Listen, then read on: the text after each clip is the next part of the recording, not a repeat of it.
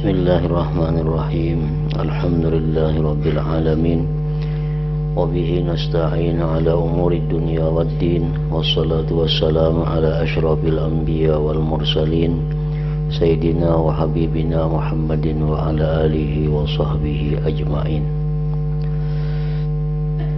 Arti tafwid. Di antara guru-guruku, ujar Imam Ghazali, ada yang berkata,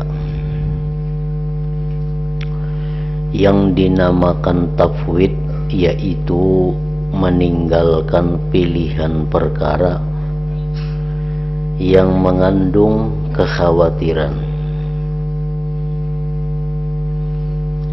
yaitu meninggalkan pilihan perkara yang mengandung kekhawatiran.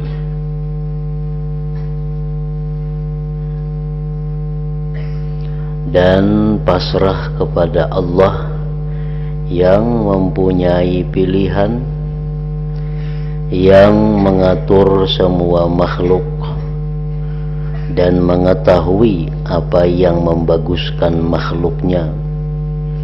Tiada Tuhan selain Allah.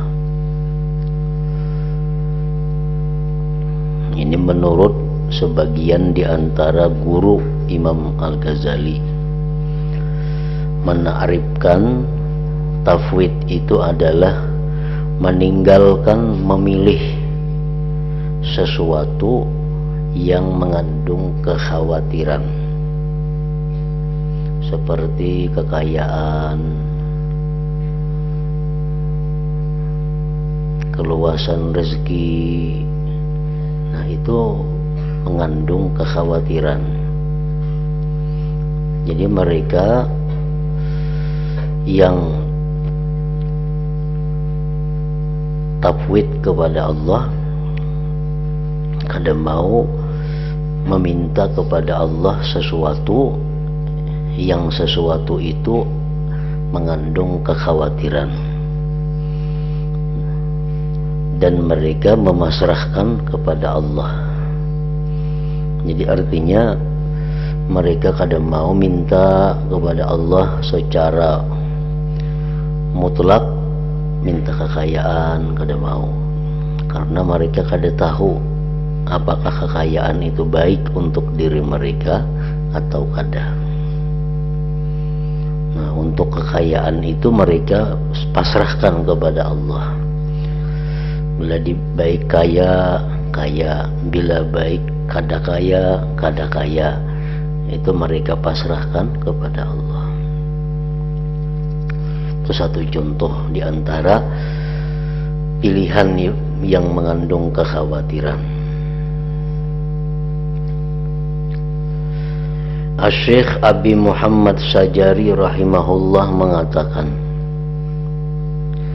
tafwid adalah meninggalkan pilihanmu kepada perkara yang mengkhawatirkan.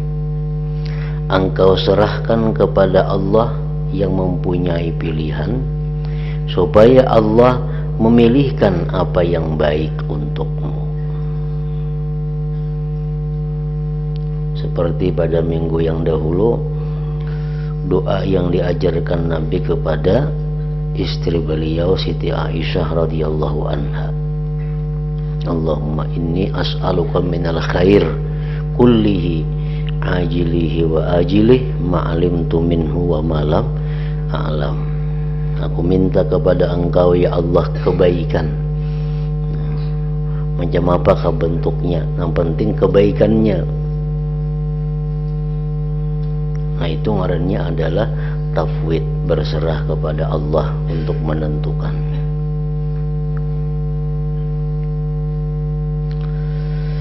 Sementara itu Syekh Abu Ammar rahimahullah berkata, tafwid adalah meninggalkan tamak. Dan tamak ialah menginginkan sesuatu yang mengkhawatirkan dengan memastikan. Ya Allah, kayakanlah hamba. Ya Allah, luaskanlah rezeki hamba. Ya Allah, sihatkanlah badan hamba. Ya Allah, panjangkanlah umur hamba. Nah, itu ngarannya tamak.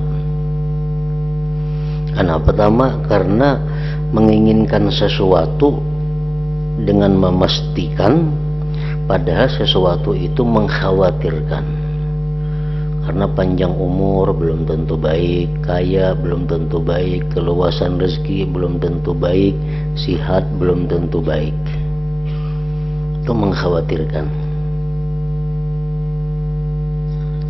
Kalau kita tafwid kepada Allah, nah, kita kadang mau nangka itu menentukan pilihan seorang. Ini semua adalah pendapat para guru, ujar Imam Ghazali.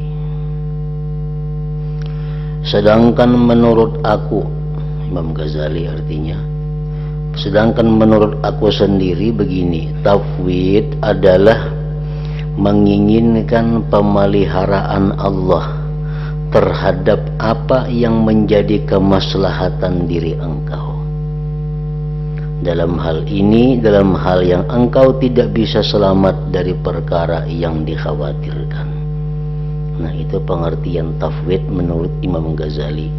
Minta peliharakan kepada Allah sesuatu yang menjadi kemaslahatan diri kita. Itu pengertian tafwid. Minta peliharakan kepada Allah terhadap sesuatu yang menjadi kemaslahatan diri kita.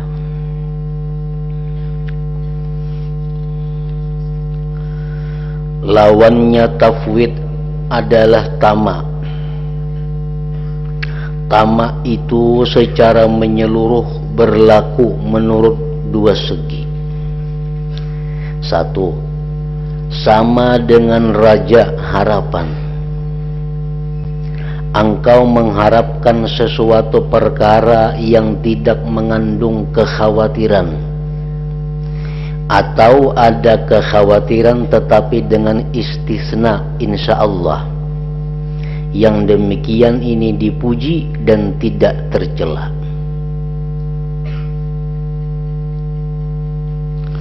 Ada tamak, tapi tamak ini yang sama dengan raja harapan. Kita mengharapkan sesuatu yang pasti membawa kebaikan. Nah, ini kada tercela. Kita meminta sesuatu kepada Allah yang pasti membawa kebaikan, maka itu kada dinamakan tamak yang tercela. Sebagaimana difirmankan Allah Ta'ala, walladzi atma'u ayyaghfira li khati'ati yaumaddin. Artinya, dan Tuhan yang aku menginginkan agar Dia mengampuni kesalahanku kelak pada hari kiamat. Aku ingin bahwa dosa-dosaku diampuni Allah pada hari kiamat. Aku minta bahwa dosa-dosaku diampuni Allah pada hari kiamat. Nah, tamak kepada yang demikian itu tamak yang terpuji. Kenapa? Karena dia mengingini sesuatu yang pasti baik, yang kadang mengandung kekhawatiran. Dan firman Allah Ta'ala, inna natma'u ayyaghfira lana rabbuna khatayana. Artinya, sungguh kami sangat ingin agar Tuhan kami mengampuni kesalahan-kesalahan kami. Sangat ingin, tamak artinya sangat ingin bahwa Allah mengampuni dosa-dosa kami. Nah, ini terpuji karena kita mengingini sesuatu yang pasti baik, mengingini sesuatu yang kadada kekhawatiran. Bagian ini tidak termasuk apa yang kita bicarakan dalam masalah tafwid. Itu kada tafwid ngarannya. Tafwid itu kita memasrahkan diri kepada Allah terhadap apa-apa yang bisa membawa kekhawatiran. amunan soal supaya diampuni dosa, supaya dikuatkan iman, supaya masuk surga, supaya terhindar daripada api neraka, supaya diberi anak nang saleh, supaya diberi pasangan nang saleh. Nah itu sudah nyata baiknya, dan minta itu adalah terpuji, bukan dicela.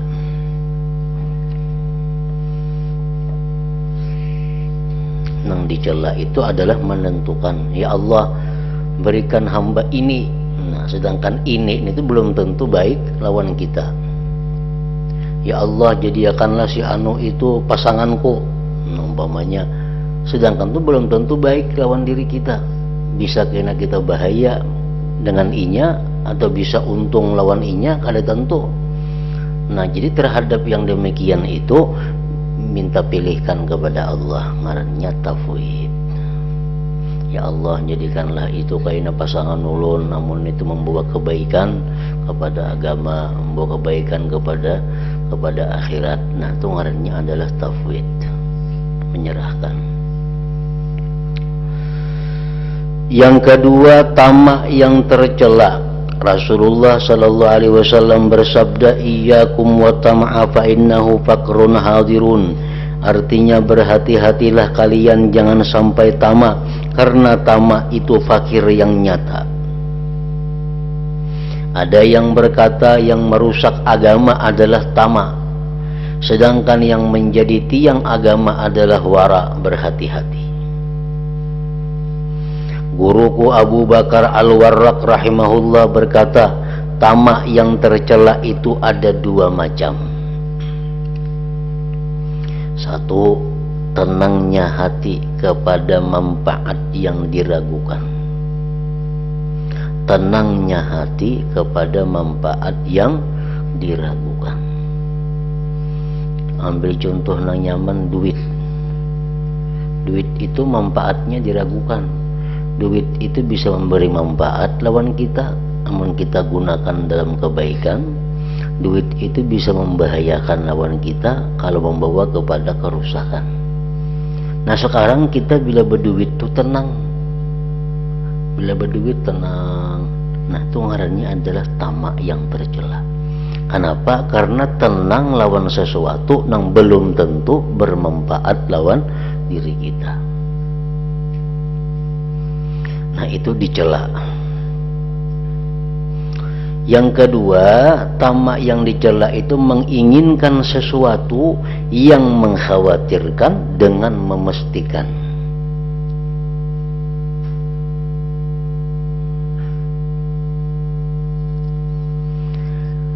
Keinginan semacam ini merupakan bandingan tafwid, tidak ada lain. Pahamilah apa yang kuterangkan ini. Nah, jadi artinya termasuk sifat hati, akhlak hati yang terpuji adalah tafwid tadi. Sedangkan yang tercela daripada perangai hati adalah tamak. Tafwid menyerahkan kepada Allah untuk memilihkan sesuatu yang terbaik untuk diri kita. Sedangkan tamak adalah menentukan pilihan kepada sesuatu yang belum tentu membawa kebaikan kepada diri kita.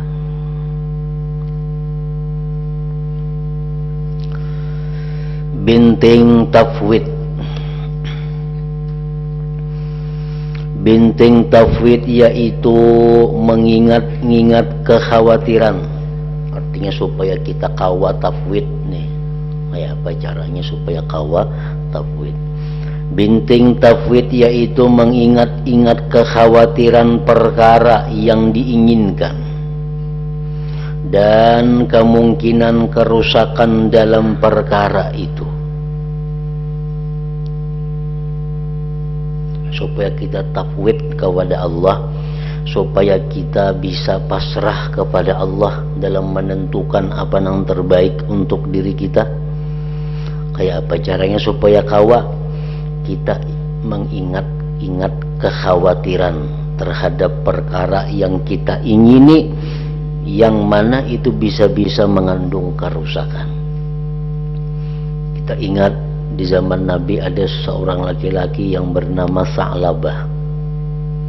Sa'labah itu orang yang sangat dekat dengan Rasul, yang selalu sembahyang bersama Rasulullah, yang selalu ada di majelis Rasulullah, padahal hidupnya sangat susah, sangat miskin, fakir. Nah, Sa'labah minta kepada Allah kekayaan, tamak, tanpa tafwid. Nah, Sa'labah ini minta kepada kekayaan, kada bersyarat nang baik. Ya Allah, minta luas rezeki, minta kaya.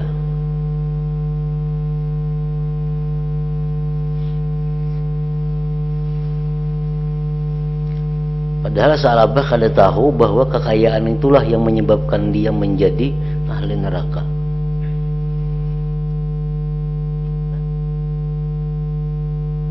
Beri Allah kekayaan. Dengan kekayaan itu akhirnya Sa'labah mulai sembahyang kada berjamaah lagi karena sibuk mengurusi kekayaannya. Dengan kekayaan Sa'labah akhirnya pindah tempat jauh daripada Rasulullah karena kebanyakan bisi ternak di Madinah terganggu, pindah ke kampung. Akhirnya kada sembahyang Jumat lagi.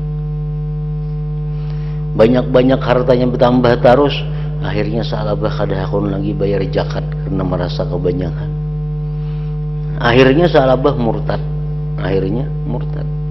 Nah, padahal dulu orang yang sangat takwa kepada Allah, tapi karena inya minta kekayaan kepada Allah tanpa tafwid, tanpa berserah, akhirnya kekayaan itulah yang menyebabkan dia binasa. Nah, jadi jangan sekali-kali kita minta kekayaan kepada Allah kecuali untuk membawa kebaikan, kemaslahatan. Jangan mutlak, ya Allah jadikanlah hamba orang nang sugih, bila sugih itu nyaman ya Allah. Nah, ada tantu.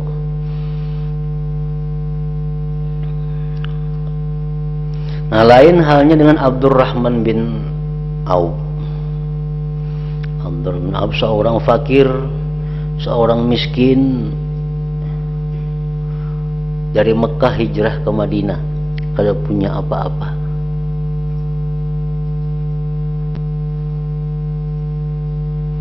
Abdurrahman bin Auf kada minta kaya kepada Allah, kada minta sugih, kada. Tapi Abdurrahman bin Auf ini dia menyerahkan urusan dirinya kepada Allah. Nah, akhirnya apa? Abdurrahman bin Auf menjadi orang yang paling sugih sahabat Nabi, paling sugih. Ditambah pula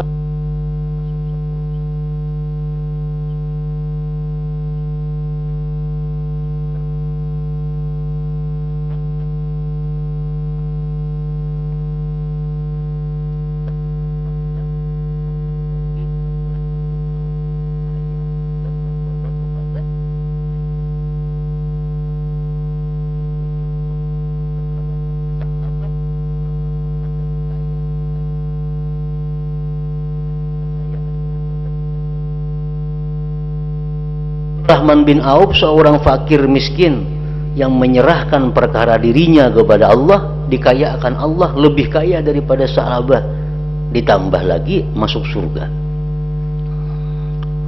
dijamin lagi 10 sahabat yang masuk surga itu. Nah, jadi kekayaan ini adalah satu contoh. Kekayaan ini sesuatu pilihan yang bisa membahayakan, bisa membaikakan. Jadi jangan hendak minta nang itu. Kalau hendak minta kepada Allah, minta nang pasti baik. Amunnya kada pasti baik, jangan kita minta itu, serahkan aja lawan Allah, kada usah diminta.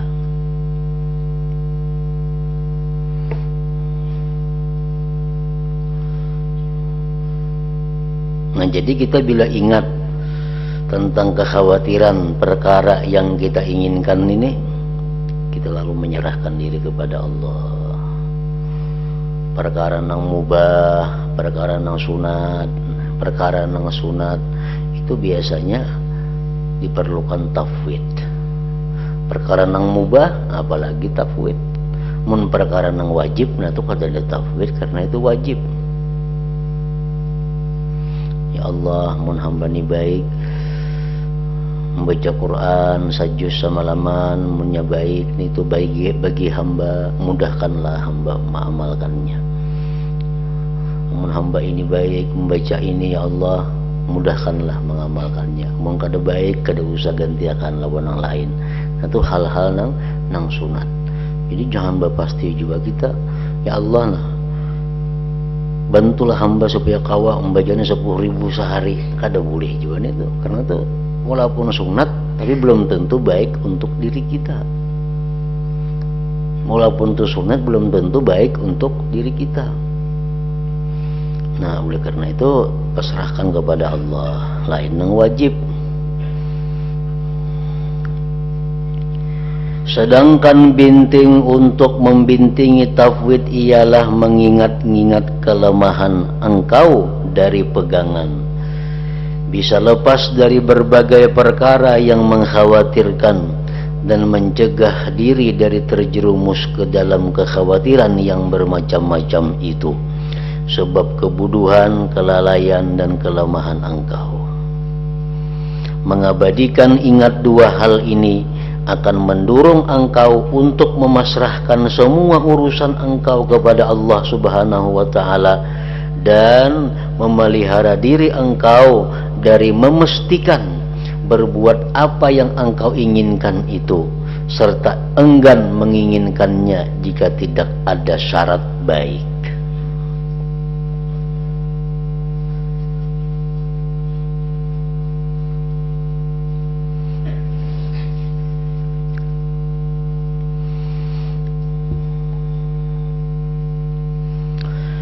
Seandainya ada orang berkata kepada engkau, apakah kekhawatiran yang mewajibkan kita untuk tafwid pasrah kepada Allah dalam urusan ini? Ketahuilah, secara menyeluruh perkara yang mengkhawatirkan itu ada dua, yaitu satu kekhawatiran bimbang, yaitu bahwa apa yang engkau inginkan itu akan terwujud ataukah tidak. Apakah engkau bisa mencapainya ataukah tidak? So kawala ikam kena datang ke sini. Isu kawala ikam datang ke sini kena. Nah itu kita masih ragu-ragu lagi. Kawakah isuk kita datang ke sini kadakah? Kita kada tahu. Nah terhadap hal seperti itu kita diwajibkan tafwid. Diwajibkan tafwid, berserah kepada Allah. Dengan apa berserah? Dengan istisna. Istisna apa? Insya Allah. Kamu kaulah isuk ina maulah ini nah. Kamu kaulah isuk memperbuat ini. Kamu kaulah isuk datang ke sini. Nah itu kita bimbang.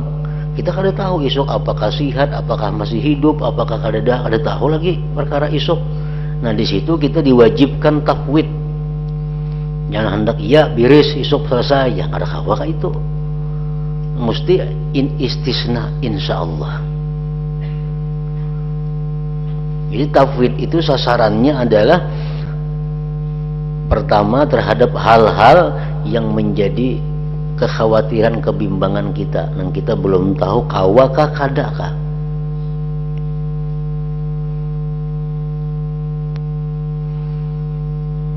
Namun kita memastikan, nah berarti kita kada berserah kepada Allah. Berarti kita kada menyerahkan diri kepada Allah. Yang kedua, tafwid itu kekhawatiran rusak salah, yaitu bahwa engkau tidak meyakini kebaikan apa yang engkau inginkan untuk diri engkau. Kekhawatiran inilah yang memerlukan tafwid. Ya tadi, macam kita kaya, yakinlah kita bila kaya baik kita ini, kada yakin. Kita lulus ujian, pastilah itu baik lawan kita, kada tentu baik. Kita diterima orang jadi pegawai negeri, tentulah baik, kada tentu baik. Nah di sini memerlukan tafwid, berserah kepada Allah.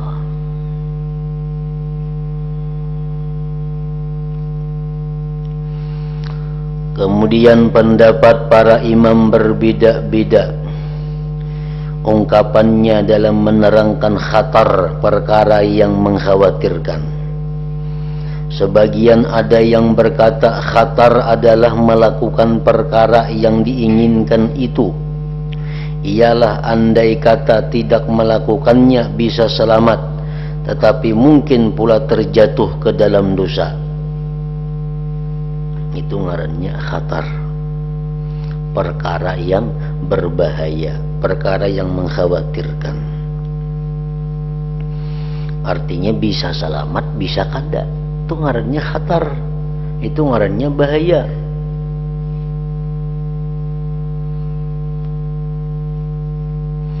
Iman, istiqamah dan sunnah tidak ada yang dikhawatirkan. Kalau masalah iman, masalah istiqamah, masalah ahlu sunnah, nah itu kada perlu dikhawatirkan, itu pasti baik, pasti kebaikannya.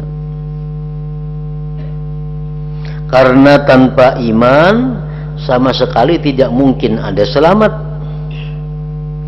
Istiqamah tidak dapat dihimpunkan dengan dosa. Jadi menginginkan iman dan istiqamah itu bisa sah dengan memastikan. Ayo kita nang pasti, ya Allah, nah hamba minta kepada Engkau nah istiqamah, hamba minta kepada Engkau iman nang kuat, hamba minta kepada Engkau ya Allah mati husnul khatimah. Itu pasti baik sudah. Kada ada hal-hal yang mengkhawatirkan.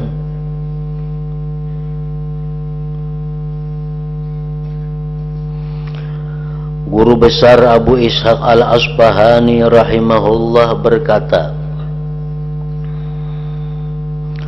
kekhawatiran dalam melakukan apa yang diinginkan, yaitu perbuatan yang mungkin didatangi sesuatu perkara yang seandainya orang sibuk dengan perkara yang datang kemudian itu adalah lebih utama daripada melaksanakan perbuatan tersebut. Hal semacam ini dapat terjadi pada perkara yang dibolehkan, perkara sunat dan perkara fardu.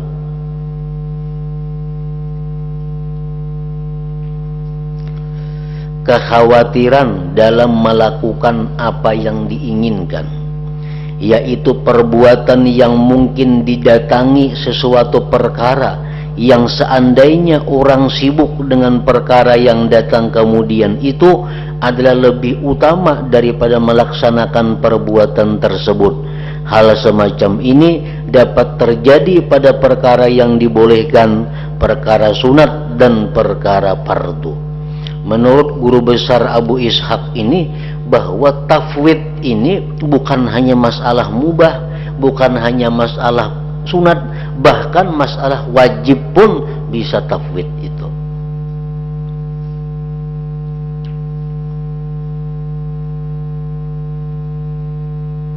Jadi artinya insyaallah itu, insyaallah itu jangankan hanya masalah nang boleh, masalah nang fardu pun kita insyaallah. Kenapa sebabnya?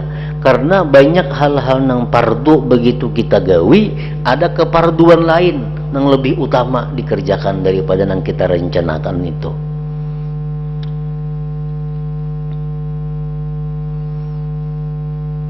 Kok jam 12 nih, jam 12:04 sembahyang zuhur.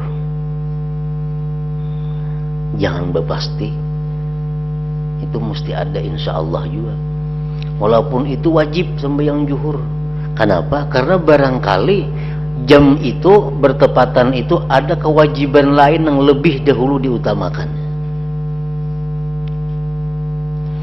Jadi kita jadwal kita jam 12 sekian sembahyang zuhur, habis itu ini, habis itu ini, insyaallah. Nah kayak itu insyaallah. Walaupun yang wajib ada kewajiban pasti. Contohnya ada, cobalah perhatikan orang yang sempit waktunya untuk melakukan salat, yang bermaksud melakukan salat, lalu tiba-tiba ada rumah kebakaran atau ada orang tenggelam yang mungkin bisa ia selamatkan, maka dalam hal ini sibuk menyelamatkan adalah lebih utama daripada salat. sembahyang zuhur umpamanya. Nah, waktunya sudah parak habis. Sudah. Begitu hendak sembahyang, ada orang kelapak-kelapak di Betang Banyu minta tolong nak lamas. Nah, kita wajib meninggalkan sembahyang. Urus dulu karena hendak lamas tuh kita kau mau urus. Kita bisa bakunyong. Nanti Juni ini tuh dulu. Kita kada bisa yang mana Juni berdosa. Namun kita bisa bakunyong asa kau menyelamatkan, tinggalkan sembahyang, selamatkan dulu itu. Nah, padahal ini fardu sembahyang. Cuma karena ada keparduan lain yang lebih utama. Nah, jadi artinya apa? Jangankan nang boleh, jangankan nang fardu pun kita berserah kepada Allah. Kada kawajib memastikan. Karena jangan-jangan nang fardu itu yang kita rencanakan ada fardu lain yang lebih utama kita laksanakan. Maka dalam hal ini sibuk menyelamatkan adalah lebih utama daripada salat. Jadi kalau begitu tidak sah menginginkan perkara mubah atau sunat dan sebagian banyak dari perbuatan fardu dengan cara memastikan. Nah, kada boleh walaupun nang fardu pun kita kada boleh cuma memastikan itu, karena kita kada tahu.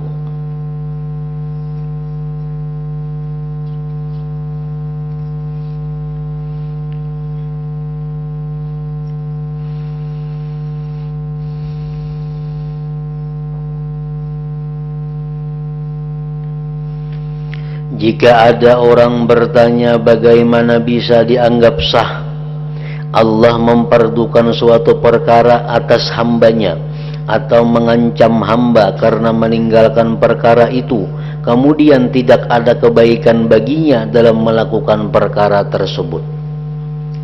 Artinya maulah Allah Ta'ala itu mewajibkan sesuatu kepada kita, sedangkan kebaikan kedada dalam sesuatu itu.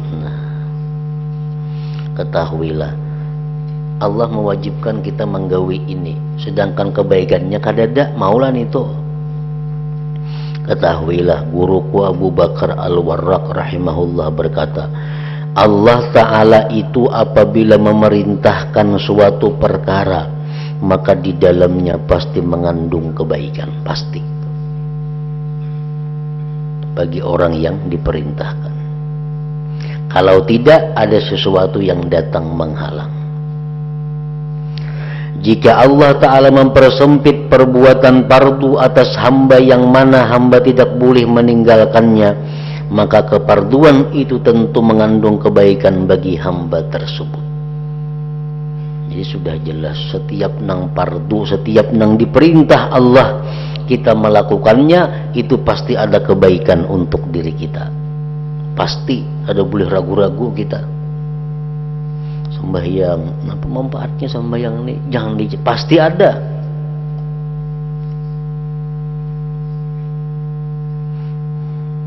Dan setiap Allah melarang sesuatu, pasti itu kada baik lawan diri kita. Walaupun menurut akal, menurut adat, menurut tabiat baik, tapi di sisi Allah itu kada baik. Setiap yang dilarang Allah pasti mudarat ada di dalamnya.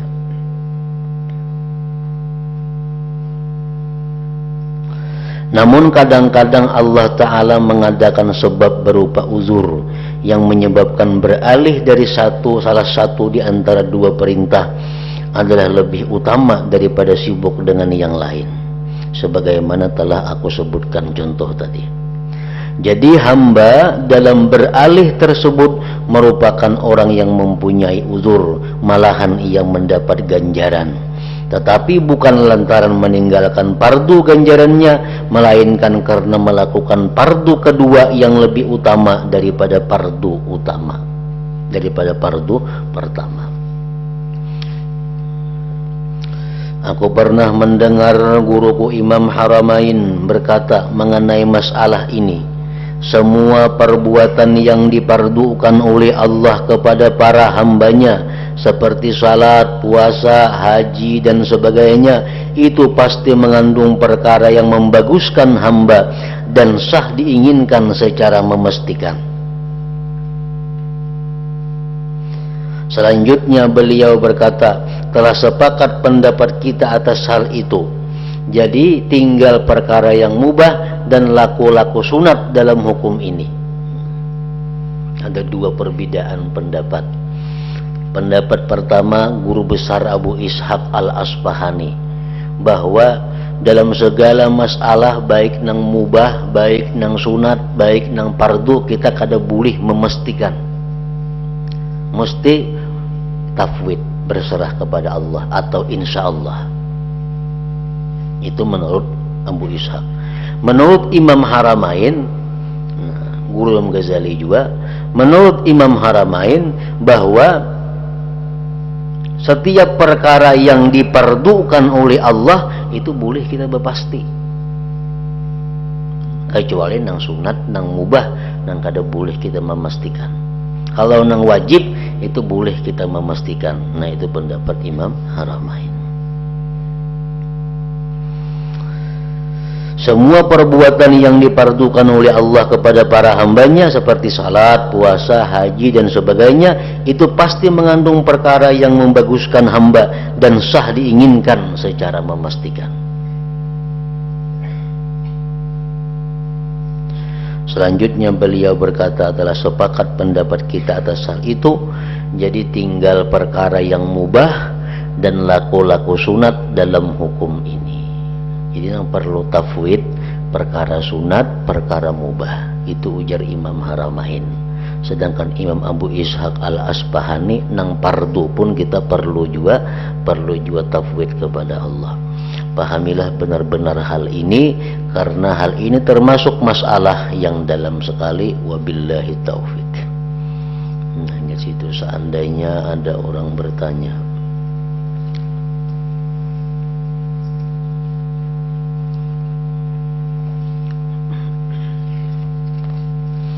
لحضرة النبي صلى الله عليه وسلم الفاتحة.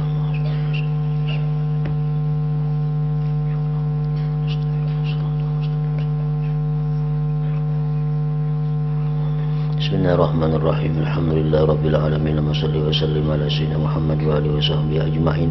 Allahumma ighfir lana ma akhta'na wa ma ta'ammadna wa ma asrarna wa ma a'lanna wa ma asrafna wa ma anta a'lam bihi minna. Antal muqaddimu wa antal muakhiru, la ilaha illa anta. Allahumma anfa'na bima 'allamtana wa 'allimna ma yanfa'una wa zidna fahman wa ilman wa amalan wa hudan wa taufiqa bi rahmatika ya arhamar rahimin. Sallallahu alaihi wasallam Muhammad wa alihi wasallam.